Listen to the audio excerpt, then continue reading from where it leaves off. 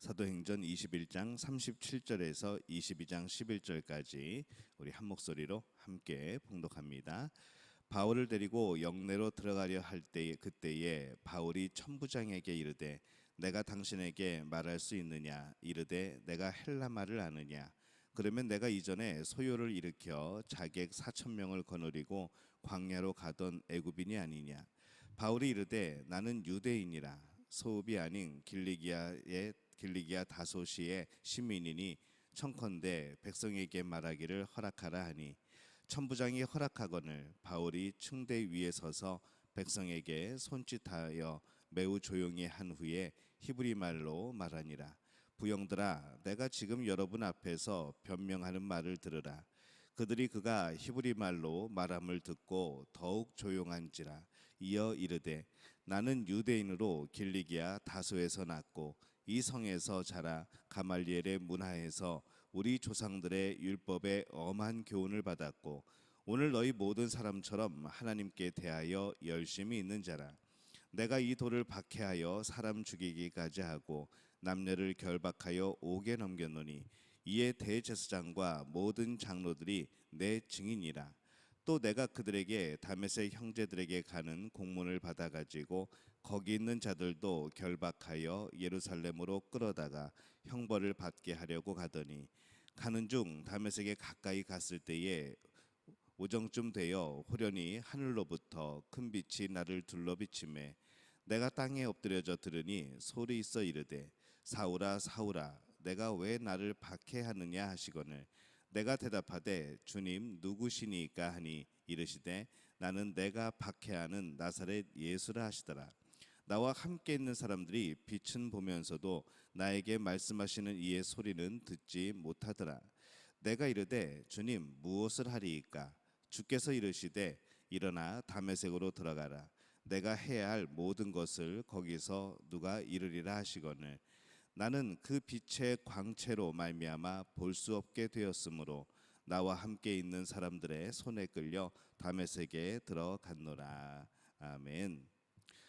할렐루야. 하나님의 은혜가 오늘 새벽에 하루의 첫 시간을 주 앞에 드리는 우리 믿음의 가족들에게 함께 하시기를 예수님의 이름으로 축원합니다. 오늘 말씀은 이 바울이 예루살렘에서 이 로마의 영내로 이제 끌려 들어가는 그런 과정에 대해서 말씀을 하고 있습니다. 많은 유대인들이 바울을 향하여서 분노의 고함을 지르고 있습니다. 37절에 보면은 바울을 데리고 영내로 들어가려 할 때에 그때에 바울이 천부장에게 이르되 내가 당신에게 말할 수 있느냐 이르되 내가 헬라 말을 아느냐 그렇게 말을 합니다. 수많은 사람들이 지금 이제 바울에 대해서 오해하고 죽이라고 외치면서 따라오고 있고 또 이 바울은 로마 군사들에 의해서 둘러싸여서 이렇게 막 밀려가듯이 그렇게 지금 가고 있습니다. 이제 바울은 이제 로마의 그 영내 안으로 들어가기 직전이죠. 그 영내 안으로 들어가면은 그런 위험과 소란에서는 벗어납니다. 안전해지긴 하겠죠. 그런데 바로 그때 이 바울은 천부장에게 요청을 합니다. 이 천부장이 바울에게 몇 마디를 듣고 보니까 그의 헬라어 실력이 참 뛰어난 것을 보고 그가 원래 이 토박이의 그런 토박으로 살던 그런 유대인이 아니었다는 것을 알게 되죠. 유대 군중들은 이 바울에 대해서 아는 지식이 부족하였습니다. 그들은 천부장이 바울에 대해 아는 것이 지극히 적은 것보다는 좀 더 알고 있었겠죠. 그래서 조금 왜곡되어서 그들이 잘못된 것을 알고 있다라는 생각을 가지고 그 천부장도 동조를 하고 있었지만은 이 바울과 이야기를 하다 보니까 그들의 마음이 또 변화되기 시작합니다. 사람들은 바울을 죽이라고 외칩니다. 우리가 이 살다 보면은 이 대중 속에 묻힌 적이는 참 쉽습니다. 우리가 발현하기가 쉽죠. 대중 속에 묻혀서 누군가 죽이라고 하는 것. 우리가 인도네시아에서 오래 살으신 분들은 많은 경험을 했지만은 어떤 폭동이 일어나게 될 때에 그 대중 속에서 무엇인가를 외치고 또 그 안에서 분노를 표출하는 것은 참 쉽습니다. 우리가 그런 여러 가지 집회들이나 여러 가지 한국의 그런 데모의 그런 모습들을 보아도 개인적으로는 무엇인가를 할 수 없는데 이 대중 속에 묻혀서 무엇인가를 외치고 무엇인가를 주장하는 것은 참 쉽다는 것이죠. 그래서 우리가 항상 그런 모습에 대해서 우리 자신을 조심을 해야 됩니다. 그래서 이 대중과 함께 누구를 미워하는 것, 이게 참 조심해야 되는 그런 우리의 모습이죠. 여론에 의해서 누군가를 미워하는 것, 이것도 우리가 참 조심해야 될 그러한 일입니다. 많은 경우에 잘못된 적의를 품게 되는 것이죠. 그래서 그런 적대시하는 그런 의도가 대부분 잘못이지만은 이 대중 속에 묻혀진 적의는 더욱더 그것이 분명하지 않고 또 그것이 오해가 되어지고 또 그것이 잘못된 결과로 낳게 되는 그런 경우들이 참 많습니다. 오늘 근데 이 바울을 끌고 가는, 이 바울에 대해서 분노하는 이 대중의 모습들이 지금 그렇습니다. 이 그토록 떠들썩하고 살벌한 분위기 속에서 이 바울이 의외로 참 차분하게 지금 가고 있습니다. 말씀에 보면은 바울이 이르되 나는 유대인이라 소읍이 아닌 길리기아 다소의 시민이니 청컨대 백성에게 말하기를 허락하라 하니라고 말을 합니다. 사실 그러한 상황을 빨리 벗어나는 길은 빨리 영내에 들어가는 겁니다. 그냥 거기 들어가면은 안전하죠. 그 상황에서 이 바울은 유대인들에게 연설을 하고자 합니다. 그 소란함 속에서도 정말 무엇이 필요한 것인지 그는 생각을 한 것이죠. 그래서 자신을 죽이라고 말하는 유대인들을 불쌍히 여기면서 그들에게 지금 복음을 전하려고 하는 겁니다. 40절에 보면은 천부장이 바울에게 말할 것을 허락을 합니다. 천부장이 허락하거늘 바울이 층대 위에 서서 백성에게 손짓하여 매우 조용히 한 후에 히브리 말로 말하니라 이렇게 말씀을 합니다. 이 바울이 자신을 변호할 수 있는 얼마나 좋은 기회입니까? 근데 이 바울이 그 대중들 앞에서 한 연설의 내용을 보니까 그 내용 안에는 자신이 변호되는 그런 것이 아니고 이 복음을 전하는 데에 그것을 사용을 하고 있는 것이죠. 저기를 가지고 자신을 죽이라고 이 소리 지르는 유대인들을 향하여서 바울은 끝까지 선의로 대하고 또 복음으로 대합니다. 그가 그렇게 조용하고 또 차분하게 또 선한 마음을 가지고 그들을 대할 수 있는 것은 그의 마음속에 있는 진리 때문입니다.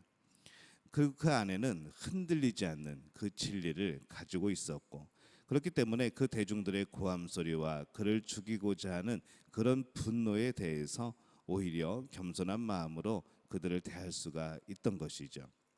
오히려 그들에게 복음을 전하여서 그 중에 일부라도 깨달을 수 있도록 이 자신의 믿음과 경험을 진실하고 또 신실하게 그렇게 전하는 모습을 봅니다. 세상 사람들이 이 기독교에 대해서 또 우리 성도들에 대해서 적의를 가지고 대할 때에 우리가 기억해야 될 것이 있습니다. 우리가 복음을 전해야 되는 그들도 대상이라는 것이죠. 우리에게 적대시하는 이 세상 사람들, 우리의 복음을 들고 나갈 때에 우리를 막는 그 사람들도 바로 하나님의 복음을 들어야 되는 또 우리가 구원의 복음을 전해야 되는 그 대상이라는 겁니다.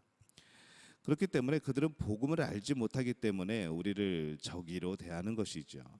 복음을 알지 못하는 이들에게 우리 또한 적의로 대한다는 것은 이것은 복음이 전해지는 길을 막는 겁니다. 상대방이 진리를 모른다고 적의로 대해서는 안 된다는 것이죠. 진리를 아는 사람은 진리를 모르는 사람을 선의로 대해야 됩니다. 그 사람 안에 있는 진리가 하나님의 그런 흔적과 또 하나님이 주신 그런 형상들이 그 안에도 있기 때문에 그렇습니다. 그래서 우리는 사람들을 대할 때 선으로 대할 필요가 있습니다. 많은 사람들이 지금 바울을 향하여서 고함 지르고 또 미워하고 있을 때 이 바울은 차분하고 또 조용한 마음으로 그들을 향하여 선과 사랑으로 대하고 있는 것을 봅니다. 사람들 안에 있는 것은 거짓이니 이 적의가 나오는 것이 당연한 것이고 바울 안에 있는 것은 선이기 때문에 선의 모습이 나오는 것이 당연한 겁니다. 사람은 그 마음속에 있는 것이 나오게 되어 있습니다. 적의를 품고 있으면 미움과 분노가 나오는 것이고 그 안에 하나님의 복음이 있으면은 선이고 또 하나님이 기뻐하시는 일들을 하게 되어지는 것이죠. 오늘날 때로는 신앙인들이 세상 사람들보다 더 심한 그런 적대시함 그런 마음으로 사람들을 대하는 것을 봅니다. 진리를 잃어버린 모습이죠.